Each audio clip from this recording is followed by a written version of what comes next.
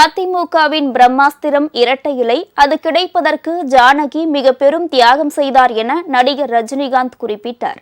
சென்னை வானகரத்தில் அதிமுக சார்பில் ஜானகி ராமச்சந்திரன் நூற்றாண்டு விழா நடைபெற்று வருகிறது. இந்த விழாவுக்கு நடிகர் ரஜினிகாந்த் வீடியோ வாயிலாக வாழ்த்து தெரிவித்தார். அதில் ரஜினி பேசும்போது, எம்ஜிஆர் மறைவிற்கு பிறகு இக்கட்டான சூழல் காரணமாக ஜானகி அரசியலுக்கு வந்தார். எனினும் அரசியல் தனக்கு ஒத்துவராது என்று கூறி ஜெயலலிதாவிடம் இரட்டை இலையை ஒப்படைத்தார். அவர் கட்சி நலன், மக்கள் நலன் கருதி அரசியலிலிருந்து விலகி ஜெயலலிதாவிடம் பொறுப்பை கொடுத்தார் என ரஜினி குறிப்பிட்டார்.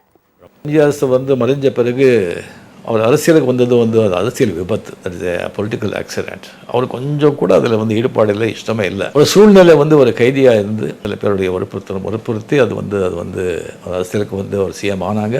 அது கொஞ்சம் நாளையே மறுபடியும் ஒரு தேர்தல் லிஸ்டிங் வரும்போது அது 2 அணியாக அது பிரிஞ்சு அது ரெட்டையிலே மடக்கப்பட்டு அது கம்ப்ளீட்லி ஏடிஎம்கேவோட ஒரு பிரம்மாஸ்திரம் இந்த ரெட்டையில் அது மடக்கி வேறு சின்னத்தில் நின்று அந்த படு தோல்வியை சிந்திச்சாங்க.